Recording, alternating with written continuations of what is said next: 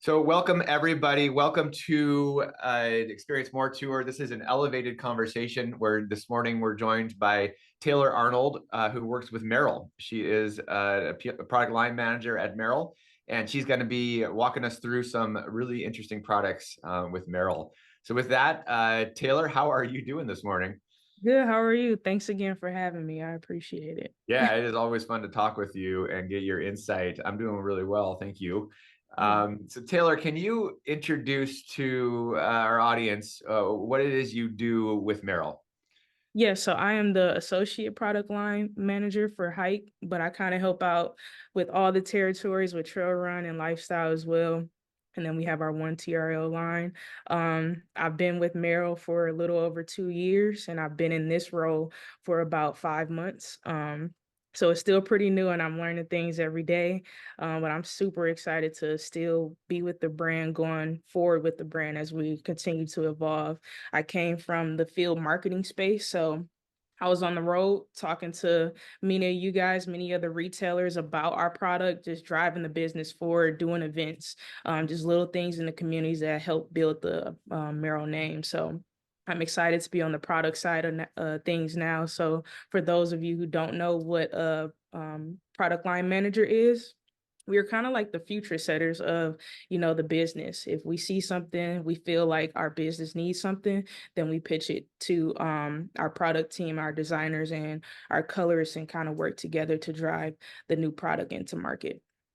Yeah, it's neat the way you explore that, right? I mean, you've been out there in the field for the past 2 years talking with folks, and you probably gained some insights. And then as a product line manager, you get to come in and then pitch these ideas and then champion these ideas all the way through. Yes. It's got to be pretty cool to be able to take some of those ideas and actually see them come to life. Oh, for sure. And talking with consumers is key. That's where you're going to get your learnings from, is our consumers. We have to listen. And a lot of brands are doing that. And we're really leaning into that and how we can listen more and drive some of that new innovation into our products. And looking at the Merrill business on a whole, where is Merrill looking for growth? What opportunities are there out there for Merrill? Yeah, so I feel like we have a lot of opportunities with new innovation and new technology. We could talk later about it, but we have a Merrill Test Lab. We work with Helix, and we kind of lean into our athletes to kind of help drive some of that new innovation. I think it's going to definitely stem from our performance side. So our hike and our trail run side is definitely where our growth is going to come from, and leaning into not only innovation but the new colors and new wearable everyday neutral colors that we're looking into on the hike side and trail run that kind of can be versatile. So I think it's going to come from that because Merrell is such a versatile brand. We have Yeah. something for almost every consumer. So. Absolutely, you do, right? And you can go anywhere from the mass appeal, something like the Moab, down to something a little more specific, like the Agility Peak 5 that we're going to talk about. It's pretty cool the versatility that Merrill does have. Mhm. Um, Now you've shared some insights that you're able to sort of glean as a PLM with us, and I'd love to hear a little bit more about how you approach like looking at your customer. So give us a general overview of the folks that you are sort of thinking about when you think about creating products. So Merrill, we kind of leaned into, we have a consumer insights team. So our semi team kind of curated this, and we work with our marketing team as well to kind of dive into who our consumer is. And we call them the experience seekers. So the ages of 25 to 40. So what we want to do as a brand is kind of lean into these younger consumers that are out on the trail, who want to try new activities like hiking, trail running, get them into these different products that can help empower them in the outdoors, because we believe the outdoors is for everyone, right? We found that we actually just shared this morning that our average consumer age is 49. So we're working towards driving that number down. So we're working towards that younger, igniting that younger new generation of consumers. On top of that, we're moving faster. So consumers are looking for products that can help them feel confident on the trails. So they want products that are versatile, which are fashion forward, that they can wear off the trail as well, and combining those two and telling amazing stories. So our hike campaigns that we have coming up for marketing tell amazing stories from our consumers, and we want our customers to feel like they can relate to our brand, because that's how we can speak to the brand and that's how we can continue to grow. Like I said, you have to listen to your consumers and then turn around and tell those stories. Yeah, and one of the things Merrill is really good at telling stories, so it's interesting to hear that is very relevant and works really well with y'all. Now let's focus in on a particular segment of this, which is hike, because I want to get into that. What do you know about your hike consumer? Yeah, so hike globally, we found that 85% of hikes are 5 hours or less. So that number is going down. So a hike can literally be walking outside of your house and going around the block and then finding yourself on the trail. And then so whatever the terrain is, we can't overbuild our product. We have to create product for all types of terrain in our hike category. So let's focus on the technical performance features and leaning into more of the style and comfort. And then our second insight is 61% of footwear on the trails are sneakers. So, like I said, being versatile and fitting in that style and comfort. And lastly, consumers are looking for uh, brands that are style for and considered cool. Whether you consider Merrell cool, I do, but I hope you consider Merrell cool as well. I know in the past we've been known as the dad shoe having the Moab, but kind of leaning off of that and going into a trend right design and color forward, kind of leaning into color, how we could kind of fit color into versatility on the design side as well, so it can be versatile on the Yeah, we've trail. chatted a little bit about your passion for color and your thought process around that, right? That's a cool thing that you can bring to the brand, Tayler, is this insight into color for folks, in the brand, and really be able to champion that through. And we'll see later on some of these colors that are Merrill's talking about, and maybe you can preview us a little bit in the future as well. It's pretty cool. I mean, certainly from a GORE-TEX perspective, often when folks make a GORE-TEX SKU of a shoe, we get a black, maybe a gray. But when you look at Merrell, there's a lot of color within the GORE-TEX lines as well, which is really refreshing and nice to see. So that brings a broader appeal, like you can see from these insights.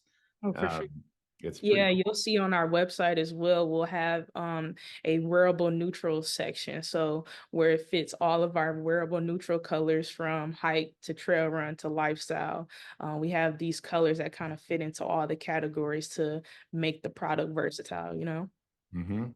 Yeah, no, a lot of thought goes into that, and creating a product maybe that appeals to a customer, and then creating a similar product that appeals to another customer, and that's around that. It can be color for sure. Yeah. Um, well, let's dive into the hike category a little further, because we do want to get into the Moab Speed 2, because this is a relatively new product out there. But let's just roll back with the Moab, which is sort of the backbone of this family. Why has I mean, I don't need to tell anybody on this call how successful the Moab has been, but what do you think from your perspective as a PLM has made the Moab itself such a successful product? What gives it that broad appeal? Definitely the versatility. I remember working in Dick's Sporting Goods and consumers literally coming in and saying, "Hey, I already have the Moab. I just need another size 11." And I would run to the back and just give them the new pair of shoes and they would head right to checkout. So I think leaning into those type of consumers who use it for not only hiking, but for work, for everyday wear, for taking the kids to soccer practice and being out on the field. It's such a versatile product. It has some are GORE-TEX, waterproof, and then non-waterproof. So this product is literally the heritage of our brand, and it's been around and it's continued to evolve, and we're leaning in on the product side. How can we continue to evolve this product, the Moab, and continue to support our consumer, our core consumer, but also drive into that newer, younger consumer as well? Yeah, so what you can take the Moab and you can adjust it, but boy, you better not change that fit too much or that look too much, right? So if Of you want to course play not. around in this Moab world, I think that means thinking outside, right? Going with a slightly parallel style. And Yeah. that maybe brings us to the Moab Speed. So what were you trying to accomplish with the Speed versus the standard Moab? Yes, so the speed is definitely a lighter version of the Moab. It's still same fit, so it's made on the same last. But you'll find that it's extremely lightweight for those lighter hikes. And we've seen amazing sell through all of our channels with the Moab Speed because consumers are using it for everyday wear, right? They find that some of the colors that were implied on the Moab Speed stand out and can be used for not only hiking, but for their everyday activities. So the Moab Speed is definitely a lighter weight hiking shoe, but a lot of consumers are using it for everyday wear too. So that multi-surface use that I was talking about, we partner with Vibram. So just like GORE-TEX, Vibram is an amazing partner that we leaned into going from the Moab Speed 1 to the Speed 2. We looked at how can we make the outsole a little bit more durable. So we changed that up there from the 1 to the 2. And then we looked at the category insights as well from a hike perspective. How can we make it look faster like a trail runner, but still have it speak to hike? Um, Mhm. so 18% of those consumers are looking for hiking in their athletic trainer. So how can we bring some of those insights into the Moab Speed too? And like I spoke about, as well as the younger consumer using it for that multi-occasion wear. Yeah, so we got color in here. We do have some cool tech on the outside, but and the idea is to make it look cool. And you went from the speed to the speed two now, and I want to get into some of the tech and some of the differences because we do have a technical audience here with Yes. us today, and they like to geek out on some of this. So let's get through some of the major, or go through some of the major changes that we've seen as we updated into the speed two. And I want to begin with cushioning and stack height. That's a big difference. You add quite a bit to this. So what was the logic around that? And tell us a little bit about that technical change. Yeah, so what we found with the Speed 1 is the durability. So it wasn't lasting as long as we hoped, especially after testing and after seeing it with consumers and seeing how they were using it. We're like, okay, how can we up the durability? And what we did was add that more Float Pro foam. So Float Pro foam is our cushioning that we use. That's super soft underfoot, but it's highly durable. So it's more responsive. But it's highly durable. So adding that extra Float Pro foam plus is what we call it to Moab Speed. Just adding that extra cushioning and changing the outsole. Those two things definitely helped. So the Speed 1 had a Vibram Eco Step outsole, which was a completely eco-friendly. And we still use some of that component in the 2, but we moved to a Vibram TC5 Plus, which is a little bit more durable than before.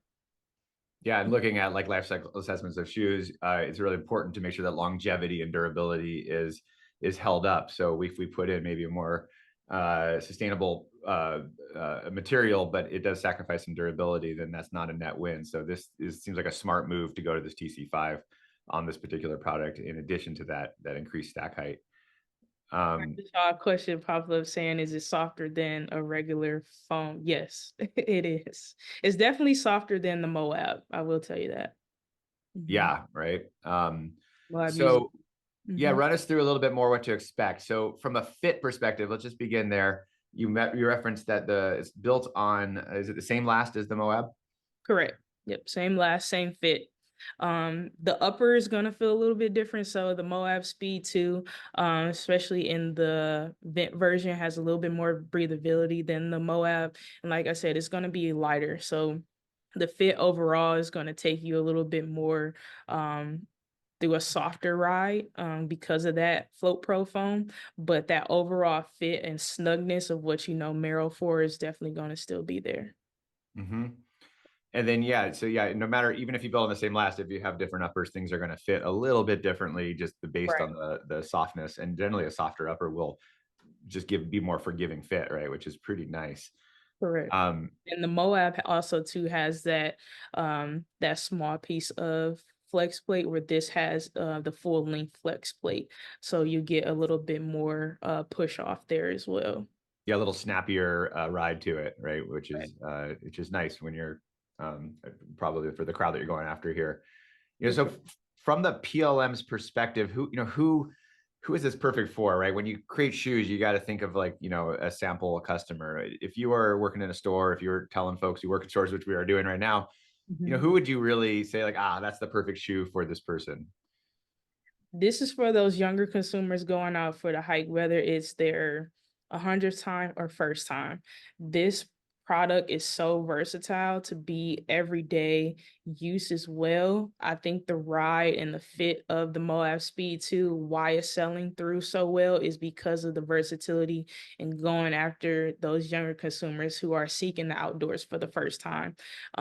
They may not want a Moab, which is like the highly durable, a little bit what used to be called just the brown boot. They don't want that. They want something that's a little bit more fun.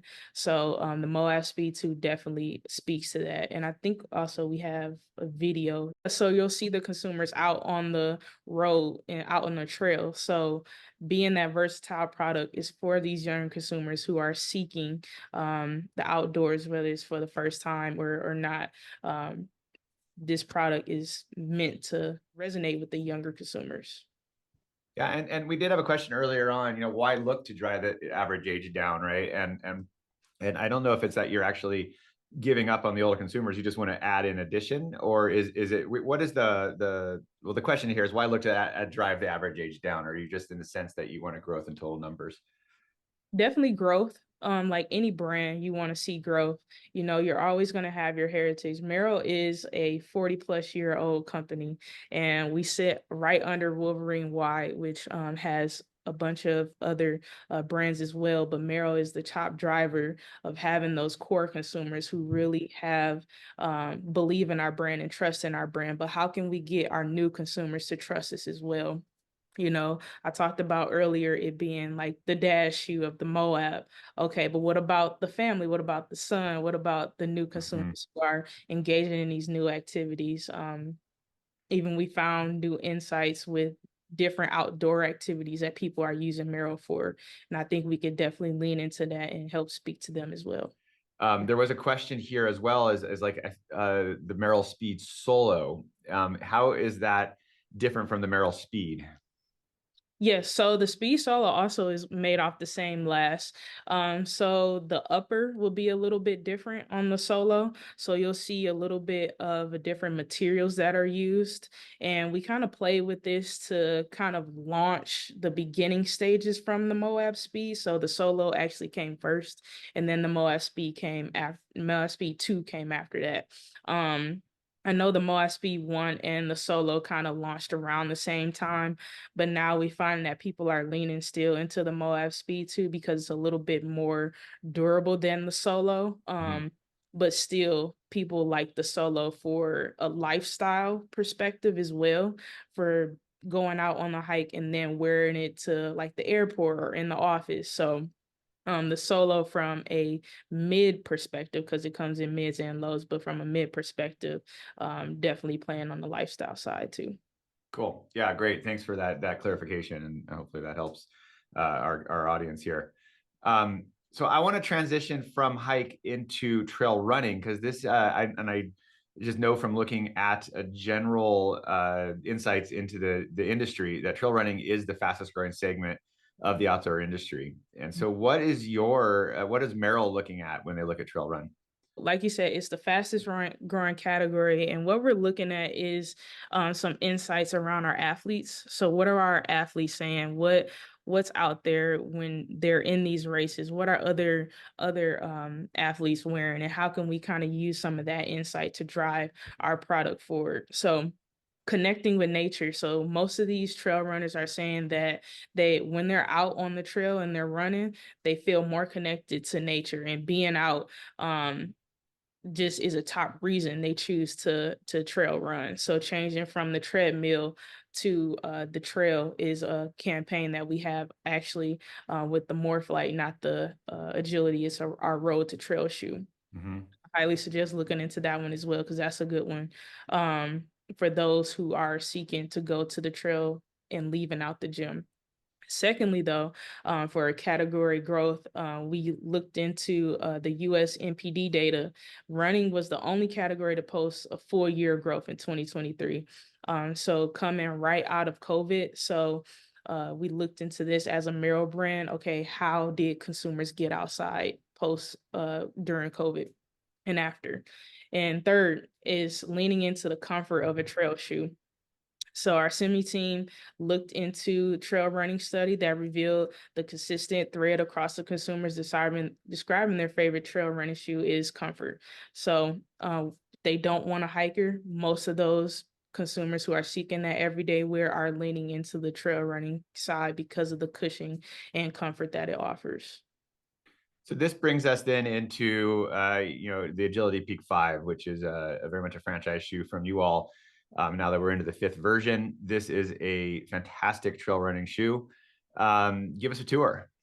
Yes, so the Agility Peak 5. So what we found is after speaking with our trail run PLM here, he told me that, what we found the most insightful was when we created the Agility Peak 5, we created it to be the top selling trail running shoe, and it was actually the least performing coming off the Agility Peak 4. So we took those insights and planted it into the Agility Peak 5. You want to go to the next slide here and leaned into the category. So what other shoes in the market are performing well that Agility Peak is not? And how can we increase the Agility Peak 5 to be what it is today? So we increased it to be that rugged technical running shoe that performs over the cushioning and comfort. We looked at the category growth and being the fastest growing segment. And we looked at that and looked at it into our product opportunity. So the top shoes in this rug carry were worth 200 million overall, and that's just continuing to grow. So how can we increase that awareness and bring in that marketing insight and really speak to the new Agility Peak 5 and how the next slide will show the technical features. Yeah, So let's get into this. So where did you put your effort, right? I see these three: cushion, traction, and athletic. So run us through sort of beginning with cushion. So yeah, you even said that some of the insight is around more cushioning, right? And I think we're all seeing that from consumers asking for max cushioning. So what was the approach here? yeah, so we lean into our Merrell test lab. So it's a lab where we partner with also with Saucony as well, at their lab in Boston to look at the traction, to look at the cushioning, and Float Pro foam. Like I said, is one of the best things ever. It's super soft underfoot if you haven't tested it out. Um, so we offered that with the stack height of 31 millimeters underfoot, and just to provide a softer, smoother ride on the most rugged terrain. And then looking at the traction. So having those conversations with Vibram, like, hey, we want to make this trail shoe the best that it is. What can we do? So Vibram came back to us with the mega grip. So we added that for the extra traction with that Chevron X lug at the bottom. Mm-hmm. And lastly is the fit.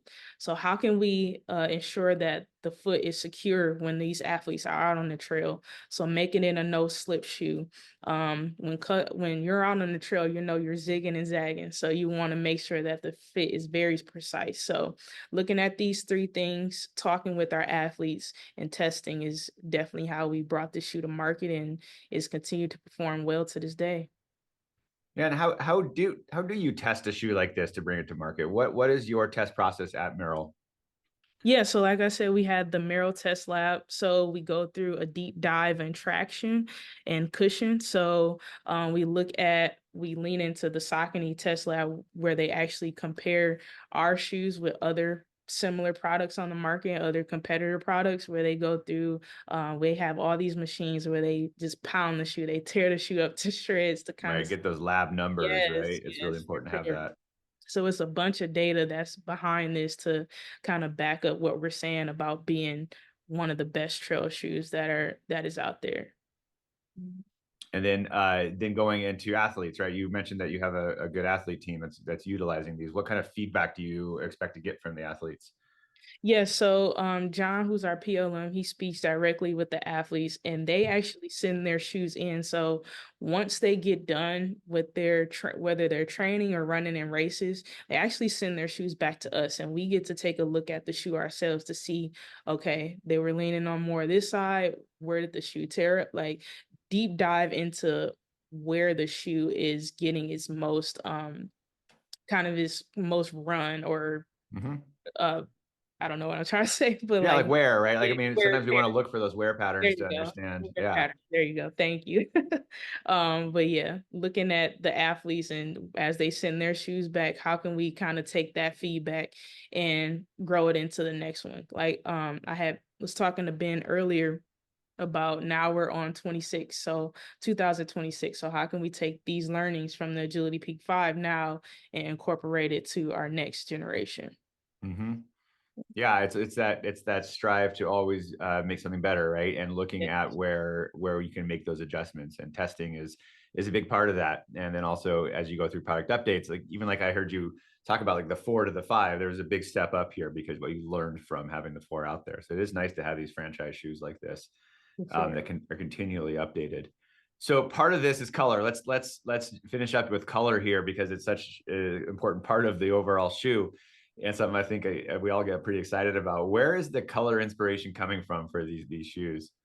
We kind of play around in all parts actually. So our MTL Merrell test lab colors, you'll see like some bright colors for those athletes who like to be on the trail and have brighter shoes. And then you'll get into like the wearable colors, the wearable neutral colors, which you see at the bottom here. And then you'll have another set of like our bright active athletic colors. So we kind of play with it all around in the Agility Peak 5 as well, because consumers are versatile. Sometimes they want it for bright colors for the trail, then they may want a neutral color to wear every day. So we kind of played around with all across the board with here. Yeah, it's neat to see that, and I do suggest everybody go to the Merrell site and check out the Agility Peak 5. It is a broad selection of colors, and those will be changing throughout the season, or are we kind of locked into those colors at this point? Yes, so seasonally, we are in spring 24, right? Hey, we are. Yeah, I know. As a PLMs, you gotta always thinking forward. But yes, our spring 25 is actually what we just went over not too long ago, and those colors, they're amazing. We have Yeah, some cool ones coming up for fall 24 as well. yeah, and I look forward to seeing those. I know you've hinted at some pretty bold choices, so that's I'm excited to see those. You can't show them to us yet, but they're coming. Yeah. I know. So Yeah. And um, some cool collabs too. Yeah, so if you don't see colors on our website that you might like, look at our collabs and look at our one TRL section. So our Urban Path section has a lot of cool colors. yeah, right. And the collabs is where things can get really interesting. So that's pretty fun, and limited drops and things like that. So it's cool to see you playing with that as well. Oh, for sure. I have one technical question from Tom, Yeah. uh, not related to anything we're talking about, but sort of. Will we see the matrix integration in other styles outside of the MTL and the Skyfire? Yes. Yes. So keep looking. I won't spoil it now, but fall 24, yes. Okay, It's there you go, Tom. Hopefully that answers your question. Looking forward to more matrix yes. in that. So thank you for that question. Thanks for that answer.